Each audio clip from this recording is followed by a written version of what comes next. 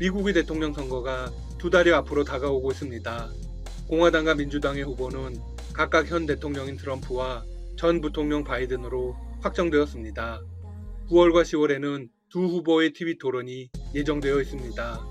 TV 토론에서 지지율이 극적인 변화가 일어날 수 있습니다. 대선은 11월 3일입니다.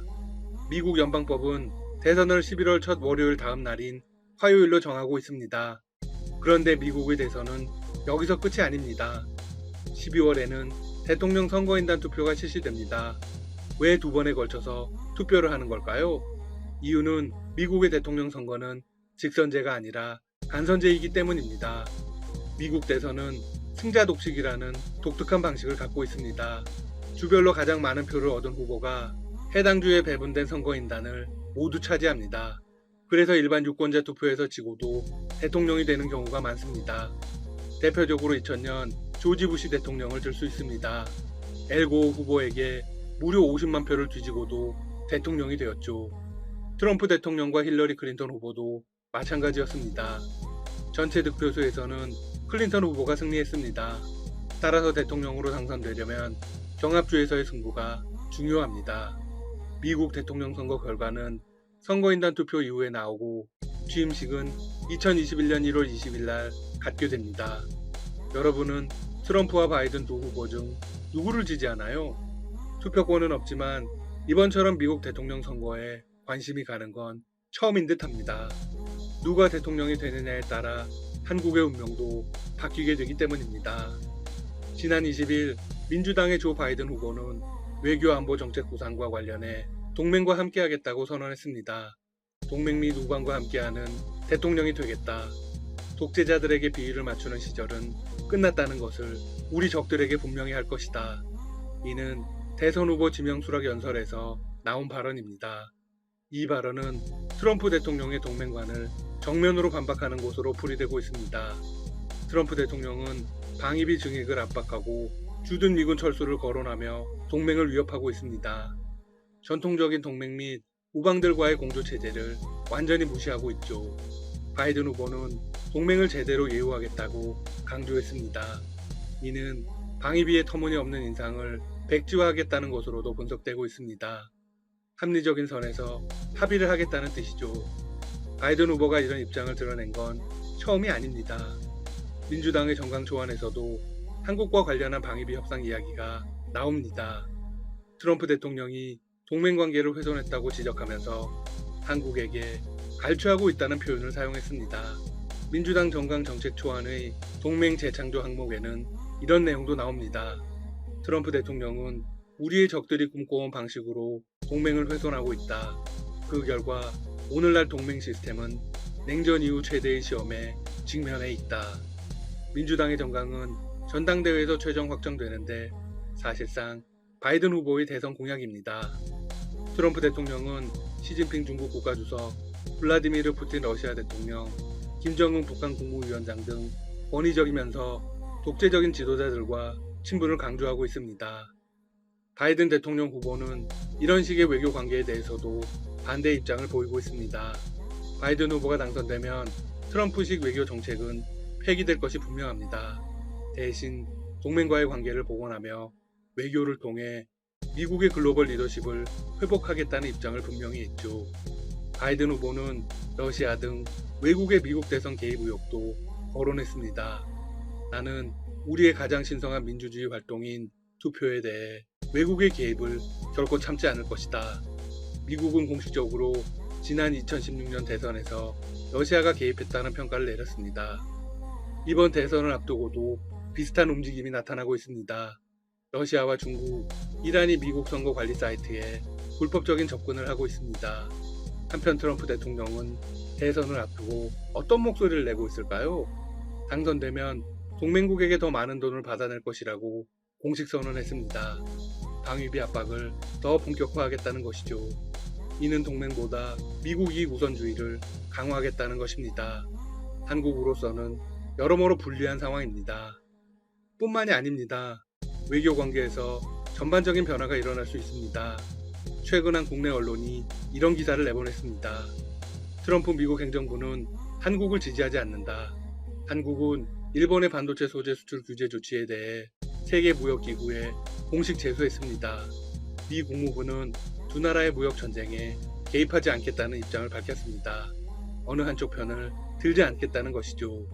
하지만 세계무역기구 홈페이지에 게재된 회의록에 따르면 미국 측이 이렇게 발언했다고 나옵니다. 오직 일본만이 자국의 본질적인 안보에 필요한 조치를 판단할 수 있다. 무슨 의미일까요? 네, 일본의 반도체 소재 수출 규제가 국가 안보를 지키기 위한 적합한 조치일 수 있다는 겁니다. 이를 다르게 해석하면 한국이 세계무역기구에 제소한 것을 동의하지 않는다는 거겠죠? 세계무역기구의 판결이 나오려면 2년에서 3년 이상의 시간이 소요될 것으로 예상됩니다. 한편 지소미아 종료와 관련해서도 일정이 다가왔습니다. 한국이 한일 군사보호협정 지소미아 종료 방침을 일본에 통보한 지 약 1년이 지났습니다. 지소미아는 한일 어느 쪽이 파기를 통보하지 않는 한 1년마다 자동 연장됩니다. 취소하려면 90일 전에 통보해야 하죠. 90일 전이 바로 24일입니다. 현재 한국은 아무런 움직임을 보이지 않고 있습니다. 일본은 한국의 선택을 예의주시하고 있습니다. 일본 언론들은 이런 기사를 속속 내보내고 있죠. 올해는 파기를 향한 한국 정부의 구체적인 움직임이 없다. 일본 정부는 협정이 연장될 공산이 높다고 보고 있다.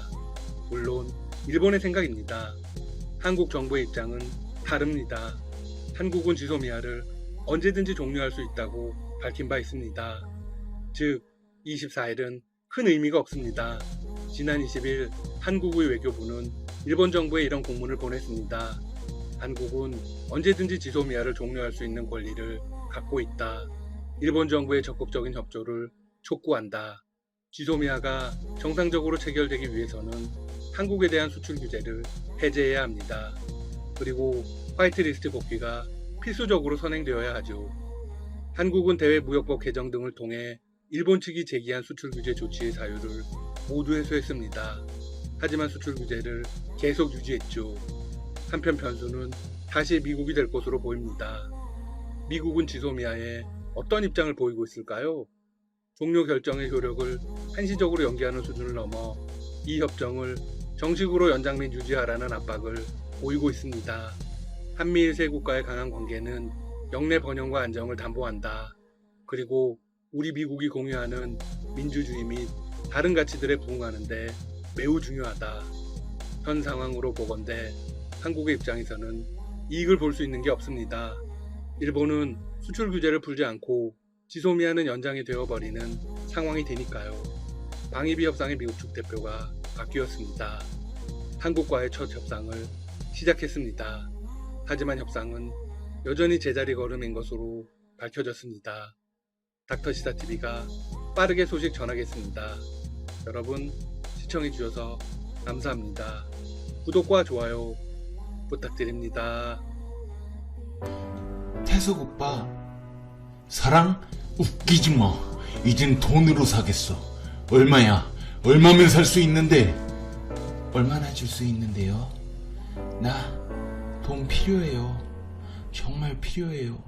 지금부터 말씀드릴 남자 리스트에 있는 2명을 제외하고는 모두 본인 확인이 되지 않은 루머나 스캔들, 찌라시에 지나지 않기 때문에 구독자 여러분께서는 이전 참고하셔서 시청해 주시기 바라겠습니다. 첫 번째로 1998년 SBS 인기 시트콤 순풍산부인과에서 이창훈과의 열애설이 났습니다. 하지만 이후 출연한 2013년 방송에서 당시 송혜교가 고3이었고 본인은 30대였는데 어떻게 사귈 수가 있냐며 부인한 바 있습니다. 근데 이분 이창훈씨 제가 실제로 만나 이야기를 나누어 본 적이 있는데 잘생겨서 깜짝 놀랐습니다. 화면으로만 보면 잘생긴 배우가 많아 상대적으로 외모가 뛰어나 보이는 스타일은 아닌데 실제로는 몸도 좋고 얼굴도 잘생기고 매너도 좋습니다. 당시 BMW SUV 차량을 보유하고 있던 것으로 기억합니다. 자, 다음 두 번째 열애설의 주인공은 2000년 가을 동화에서 만난 송승헌 씨입니다. 송승헌 씨는 스톤 모델로 데뷔했는데 혹시 이 스톰 브랜드 기억하시는 분 계신가요? 당시 보이런던과 스톰이 유행했는데 보이런던은 다시 유행하고 있는 반면 스톰은 자취를 감춰 아쉽습니다. 이 당시 사진을 보면 정말 잘생겼지요? 이때 소지섭 씨도 있었습니다. 김하늘 씨도 있었습니다.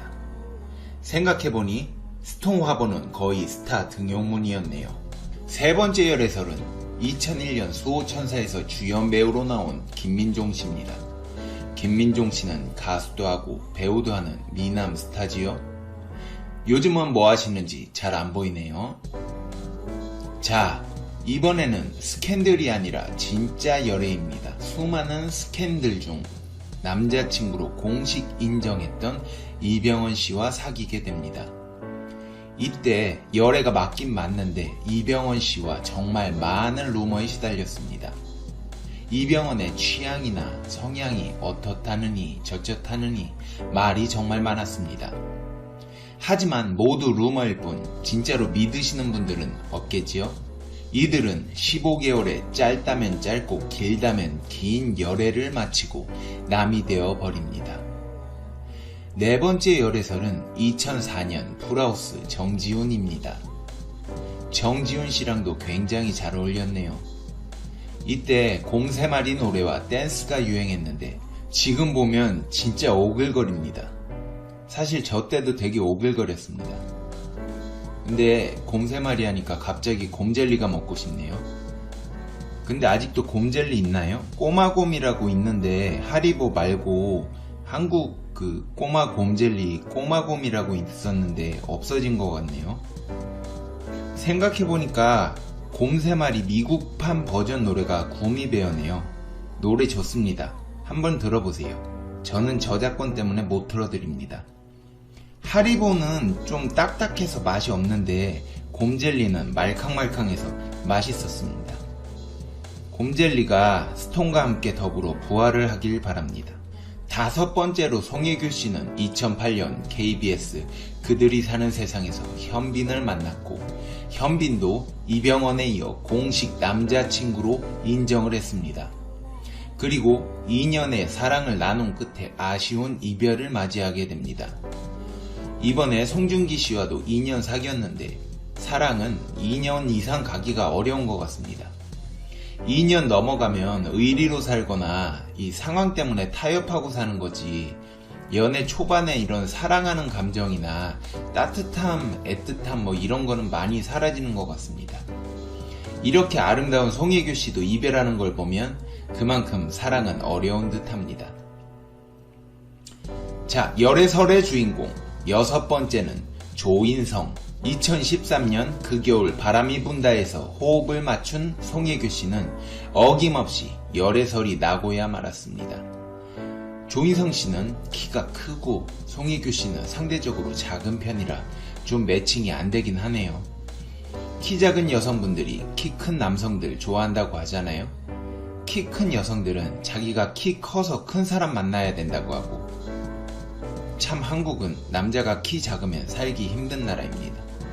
저는 180인데 이제 180도 평균 키라 한 187에서 한 8은 돼 보여야 키가 좀 커 보이는 것 같습니다. 일곱 번째 열애설의 주인공은 두근두근 내 인생의 강동원. 이 드라마는 2014년에 출연했습니다. 5년 정도 됐는데 참 시간 빠릅니다. 저 드라마 한 게 엊그제 같은데. 아홉 번째 열애설의 주인공은 2016년 태양의 후예 송중기. 드디어 송혜교 씨는 숱한 연문을 뿌리다 결국 송중기 씨와 신라호텔에서 결혼을 하게 됩니다. 연예인들이 신라호텔에서 은근 많이 결혼하는 것 같습니다. 신라호텔 파크뷰 이 뷔페 맛있는데 여기 가보신 분 계신가요? 파크뷰는 음식은 맛있고 조명도 멋있지만 치명적인 약점이 있습니다. 콜라, 사이다 같은 탄산음료가 없어서 짜증이 났던 기억이 납니다. 탄산수라고 주긴 주는데 나랑뜨 사이다 같이 이렇게 맛있는 탄산수가 아니라 그냥 맹물의 탄산수라서 그것도 별로였습니다. 아무튼 이렇게 송중기와 결혼하는 송혜교 씨는 2019년 6월 27일 송중기와의 이혼을 공식적으로 인정하게 됩니다. 근데 이혼하기 전에도 열애설이 한 번 났습니다. 유부녀 송혜교 씨는 2018년 TVN 드라마 남자친구에서 만났던 11살 연하 박보검과의 열애설이 터집니다. 하지만 유부녀인 만큼 루머에 그쳤고 이번 이혼으로 다시 루머로 들고 일어난 케이스입니다. 근데 박보검 씨는 절대 아닙니다. 지금 박보검 씨가 굉장히 화났어요. 이 루머 때문에. 이와 관련해 말씀드리자면 배우 박보검이 배우 송중기, 송혜교 이혼과 관련해 루머에 대해 법적 대응을 예고했습니다. 박보검 소속사 블러썸 엔터테인먼트 관계자는 27일 오후 MBN 스타에서 강력하게 법적 대응할 예정이다 라고 밝혔습니다. 이어 박보검이 마지막 작품을 같이 했기 때문에 함께 이슈가 되는 상황인 것 같지만 사실 무근이고 루머 자체가 황당하다 라고 말했습니다. 오늘 박보검이 송중기, 송혜교 부부 사이에서 등장하면서 포털 사이트 네이버 실시간 검색어까지 오르내리는 일이 발생했습니다. 이에 박보검은 때 아닌 언급으로 곤욕을 치르게 되었는데 소속사 측은 황당한 루머에 빠르게 대응하여 루머가 사실이 아님을 밝혔습니다. 송혜교 씨는 위로는 15살, 아래로는 11살 차이의 남자들과 숱한 연문서를 뿌리며 남자 배우와 최다 스캔들 기록을 가진 독보적인 배우입니다. 지금 많은 루머들이 양상되고 있는데 우리 이쁘고 착한 페페TV 시청자 여러분은 루머에 휩쓸리지 마시고 각자 자기 자리에서 최선을 다하는 구독자 여러분이 되시길 바라겠습니다. 도산 안창호 선생이 말씀하셨습니다. 오렌지 하나를 따더라도 정성껏 따는 게 애국의 길이다. 경기가 어렵지만 우리 대한민국 국민 여러분 모두 힘내시길 바라겠습니다.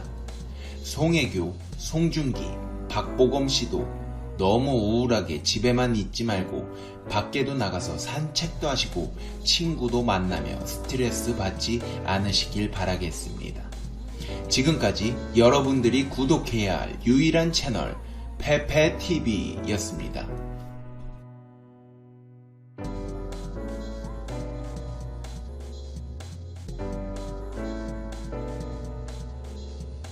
지금 페페TV를 구독하시면 로또 되시고 부모님 건강하시고 집안에 평안이 가득하시고 행복해지실 겁니다. 좋은 댓글과 좋아요 눌러주시는 분들은 2배로 행복해지실 겁니다. 그리고 선뜻 구독 버튼에 손이 가지 않으시는 분들께 말씀드리겠습니다. 나태주 시인의 시 중에 풀꽃이라는 시가 있습니다. 자세히 보아야 이쁘다. 오래 보아야 사랑스럽다. 너도 그렇다. 구독 버튼 눌러주시면 자세히 오래도록 페페TV의 숨겨진 모습을 보여드리도록 하겠습니다. 더불어 페페TV에서는 여러분과의 소통을 원합니다. 여러 사회 이슈들이나 알고 싶은 소식들에 대해 댓글로 알려주시면 최선을 다해 팩트만을 근거로 알려드리겠습니다. 항상 좋은 의견, 비판적인 의견, 두루두루 살펴 좋은 컨텐츠 제작하도록 하겠습니다. 리플은 안 좋은 말보다 이쁜 말로 달아주시면 컨텐츠 제작하는데 페페가 힘이 납니다. 구독자 100만 명이 되는 그날까지 페페TV는 멈추지 않고 최선을 다하겠습니다. 오늘도 행복하세요. 시청자 여러분 모두 감사합니다. 다음 영상에서 봬요. 안녕.